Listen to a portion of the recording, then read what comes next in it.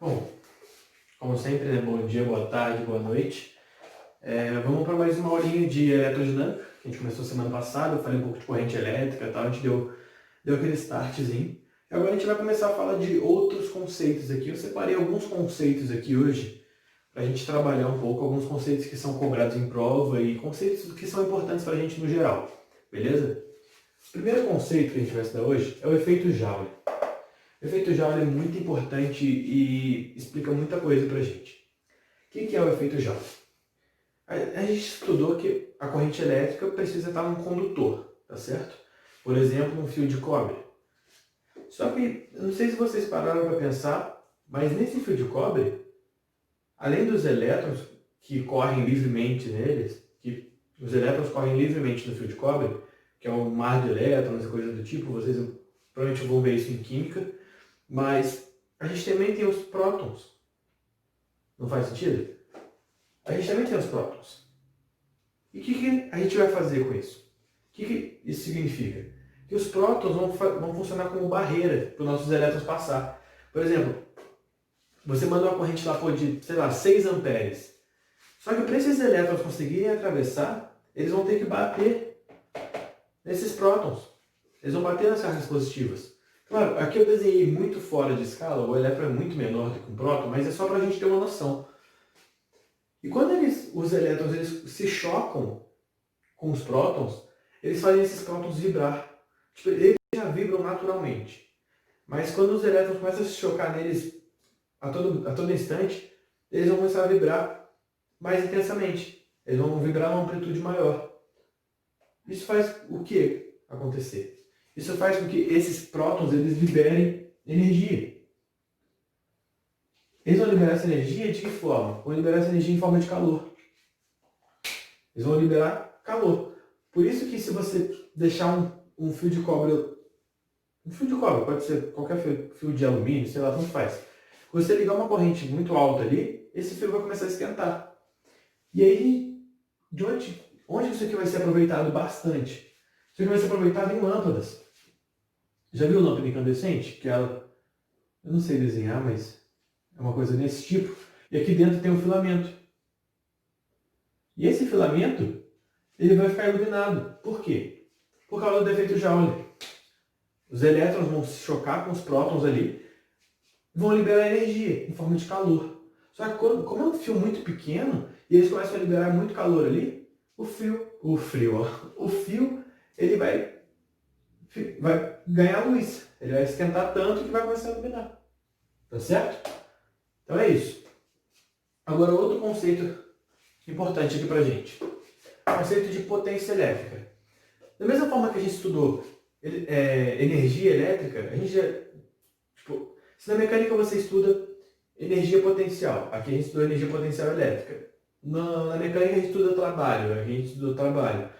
Nada mais justo você estudar potência elétrica também, não é? E a potência elétrica pra gente vai ser a mesma coisa da mecânica. Vai ser o quê? A potência é a energia pelo tempo. Tá certo? Isso daqui vai ter qual unidade? Vai ter a unidade watt. Tá certo? Só que tem uma forma diferente pra gente. Se você pegar essa energia aqui e usar ela como se fosse o trabalho, porque em 2 pontos diferentes do fio a gente vai ter uma diferença de potencial e tal, a gente consegue chegar na seguinte fórmula. Que o P é igual a U vezes I. Tá certo? A famosa fórmula do PUI, ou do PIO, tanto faz. Que a potência vai ser a diferença de potencial vezes a corrente. Beleza? Isso daqui pode ser, por exemplo, a potência liberada numa lâmpada. A gente pega, liga essa lâmpada num circuito, a gente vai estudar o circuito melhor ainda, mas a gente liga essa lâmpada num circuito e nela vai ter uma diferença de potencial. Se você pegar essa diferença de potencial e multiplicar pela corrente que passa por ela, a gente vai chegar na potência que ela libera. Tá certo? E essa potência que vai se converter, querendo ou não, para lumens, que é uma unidade de luz. Tá certo? Uma unidade de quanto ilumina essa lâmpada. Mas é basicamente isso. Fórmula do PUI. Tá certo? E agora a gente vai entrar em outro conceito, que é o quilowatt-hora.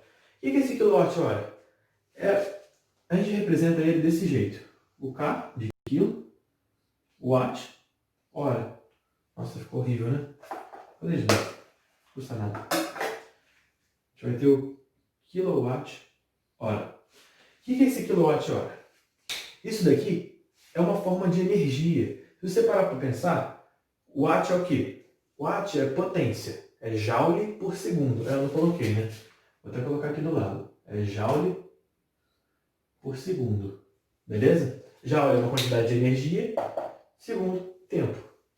Só que aqui a gente usa quilowatt-hora, porque acaba sendo um pouco mais conveniente para a gente no dia a dia. Isso daqui é o que aparece na sua conta de luz, muito provavelmente. Quantos quilowatt-hora você consumiu?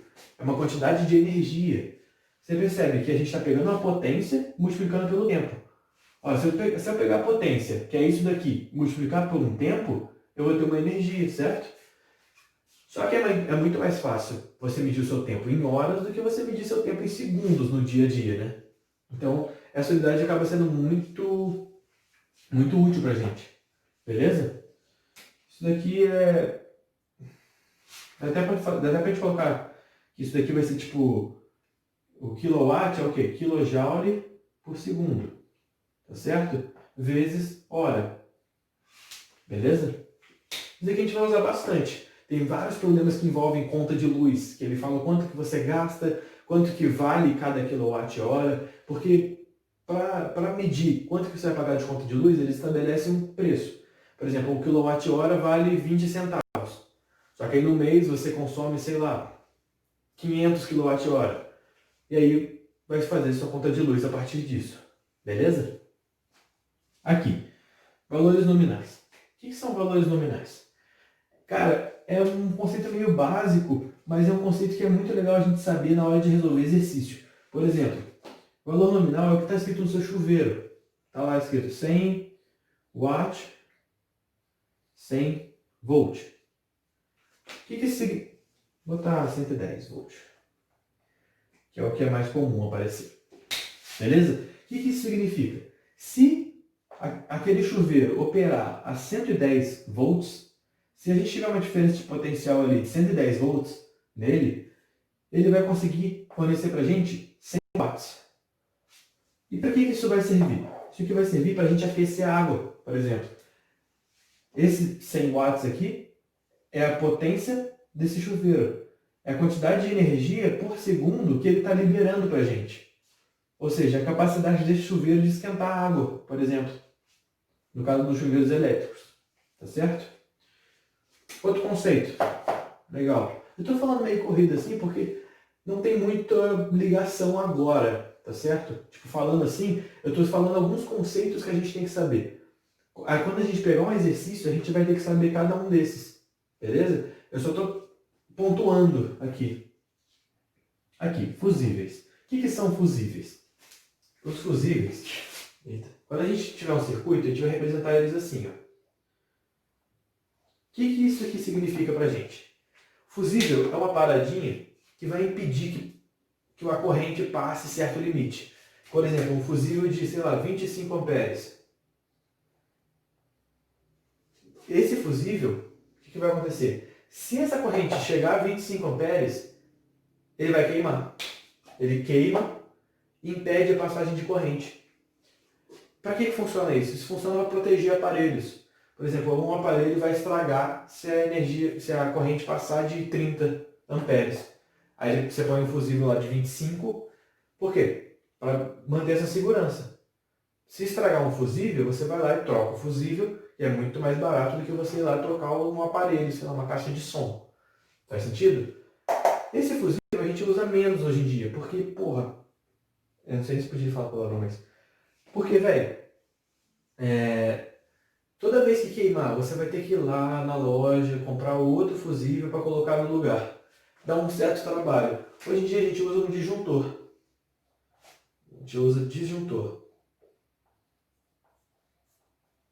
O conceito do disjuntor é o mesmo. Quando chegar a um certo nível de corrente, ele vai impedir a passagem de corrente. Só que a diferença do disjuntor é a seguinte, ele só desarma. Chegou a um certo nível de corrente, bum, ele desarma. como se fosse um interruptor. Ele tá aqui o fio, chegou a um certo nível de corrente, ele abre, impede a passagem de corrente, tá certo? A vantagem dele é, putz, você abriu o disjuntor, você vai lá, só colocar no lugar de volta. Não precisa comprar outro, é muito menos dor de cabeça, muito mais efetivo. Mas a ideia é totalmente a mesma. Tá joia? São alguns conceitos aqui que a gente precisa. Eu vou fazer um exercício agora para vocês verem onde que a gente vai usar esses conceitos. Parece meio vago falar de conceitos meio separados assim, mas quando a gente vê no exercício vocês vão ver que eles têm por que estar juntos. Tá certo?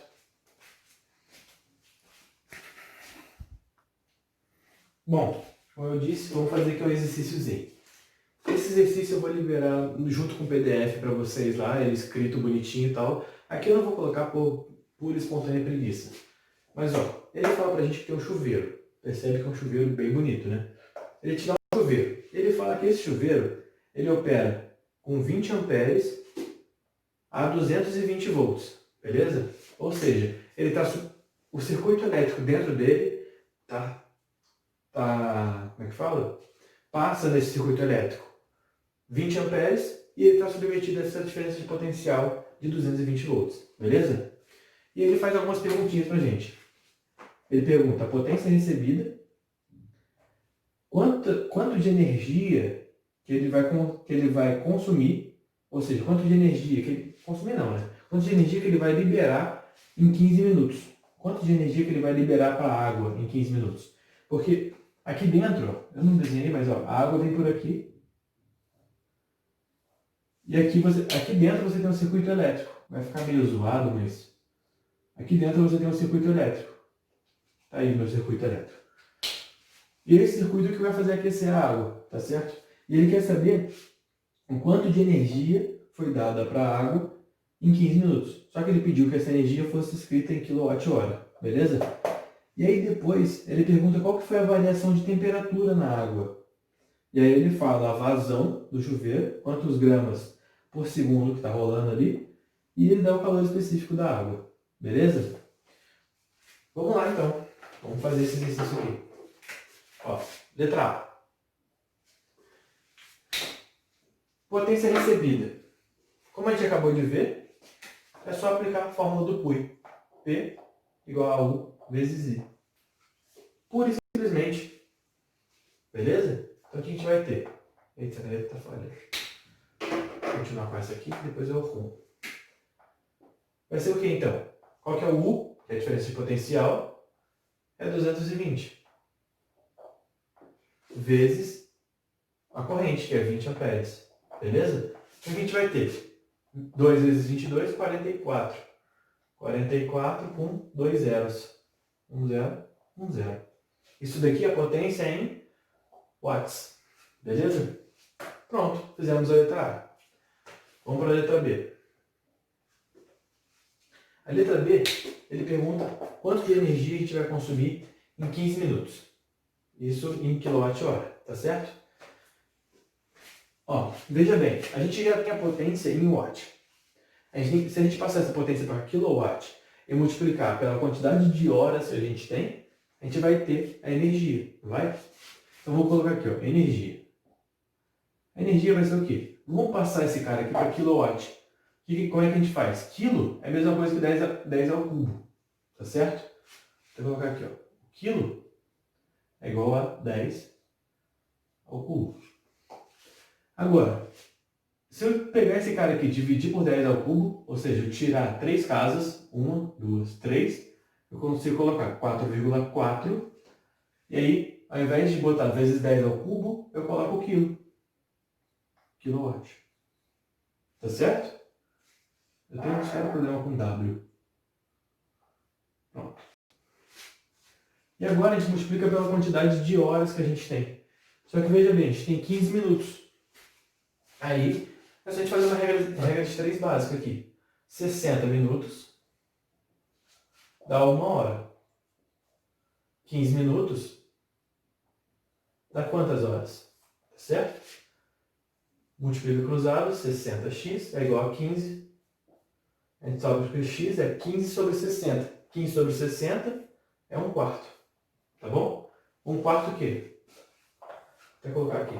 1/4 em horas. Tá bom? Então é 1/4 de hora.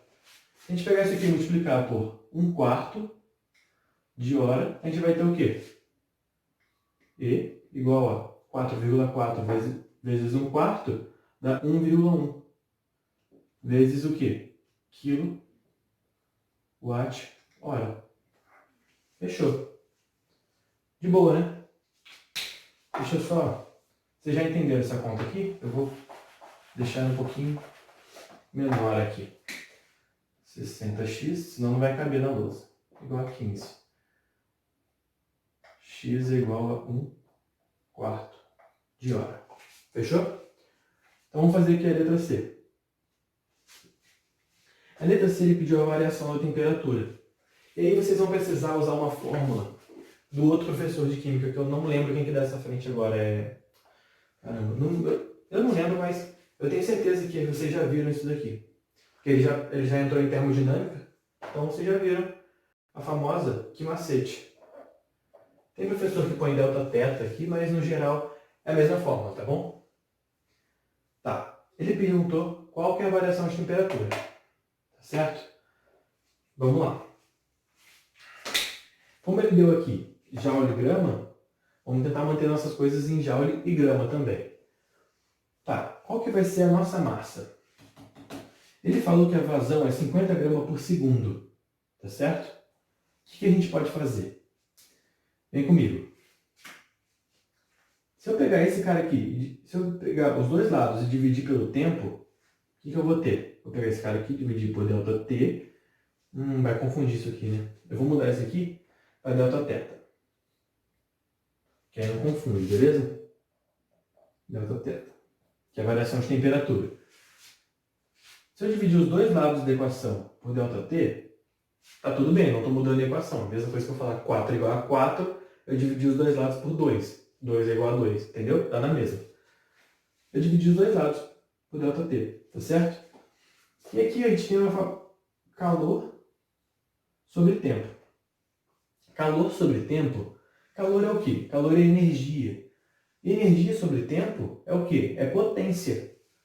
Ou seja, aqui nesse lugar vai entrar o quê? A potência do nosso chuveiro. Tá vendo? Então vem aqui, potência. Cadê? Potência aqui. Como já está em joules, e aqui também está em joules, ó, eu vou manter em joules. Então vai ficar 4,400. Fechou? Está em joules que eu digo porque o watt é joule por segundo, tá bom? Então, ó, percebeu o truque? Isso daqui é bastante comum acontecer. Ele dá essa variação aqui, dá uma potência, dá uma vazão e pede uma variação de temperatura, pede um calor específico. Ele podia até pedir a potência, sabe? Isso daqui é um truquezinho bem legal para você fazer. Então, ó, 4.400, que é a nossa potência, vai ser massa dividida por ΔT. Pô, mano, massa dividida por ΔT não é o que ele deu aqui pra gente, ó? Exatamente o que ele deu. Não é? Então a gente pode colocar aqui, ó, 50. Por quê? Porque a gente está em grama por segundo. Grama por segundo, tá bom? É uma vazão. Geralmente a gente coloca vazão como quantidade por tempo. Pode ser volume, pode ser massa, tá bom? Nesse caso aqui é uma vazão mássica. Vezes esse Czinho. O Czinho, como vocês já viram, é o calor específico da água, que ele já deu pra gente, 4, tá bom? E a variação de temperatura, que é o que a gente quer descobrir. O que a gente vai ter aqui então? Corta um zero com esse zero. Ó, o que a gente faz agora? Esse cara aqui vai dar 20. Então vamos colocar assim, ó. Δθ vai ser igual a 440 sobre 20. Beleza? 0 morre com 0. 44 morre com 2. Aqui vai dar 1. Aqui dá 22. Então aqui a gente vai ter um Δθ igual a quanto? 22. E percebe que ele deu aqui, ó, graus Celsius. Tá bom? Olha, esse daqui é o tipo de exercício que talvez de primeira você não fizesse. Porque você precisa desse truquezinho. Até aqui você faz de boa. Mas aqui você já precisa de um truquezinho, você precisa de física da outra frente, sacou? Mas é basicamente isso. Você vê que não é impossível, tá bom? Só para finalizar a aulinha de hoje, lei de Ohm. O que é lei de Ohm? Um cara chamado Ohm começou a estudar o comportamento da DDP em função da corrente. Cara, e ele percebeu uma coisa. Se você tem um circuito, vou fazer um circuitozinho aqui, rapidinho. Circuitozinho qualquer aqui, tá certo? Uma DDP U e uma corrente I. Ele percebeu o seguinte. Se ele pegava essa DDP aqui e multiplicava por 2, o que acontecia com a corrente? Multiplicava por 2. Caramba, interessante. Ou seja, toda vez que ele pegava e dividia essa tensão pela corrente, ele dividia a DDP pela corrente, ou seja, a tensão pela corrente, ele chegava num valor constante. Eita. Toda vez que ele dividia a tensão pela corrente, ele chegava num valor constante. Não faz sentido? Se você multiplicar esse cara aqui por 1000, esse também vai ser multiplicado por 1000. Então sempre que você divide um pelo outro, vai sempre cortar isso daí, e é sempre, a gente vai ter essa razão, U sobre I. Essa razão U sobre I foi chamada de R. E esse R foi chamado de quê? Foi chamado de resistência.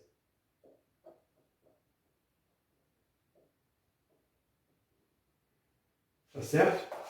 Resistência. Resistência foi dada basicamente como a dificuldade de uma corrente passar por certo ponto, passar por certo condutor, tá certo? É basicamente isso. Cara, essa resistência, a gente chama ela, a unidade dela é chamada Ohm. A gente põe essa letrinha aqui, que eu não sei o nome disso, acho que é ômega. A gente chama isso aqui de Ohm, tá bom? Você pode escrever Ohm desse jeito, ou só fazer o símbolozinho, tá certo? Isso daqui é a resistência elétrica. Essa equação aqui é a primeira lei de Ohm. É essa equação aqui. Só que se você reparar, qual que é o gráfico dessa equação? É isso daqui. U por I vai dar uma reta constante. E onde que vai estar o R aqui? O R é a tangente desse cara.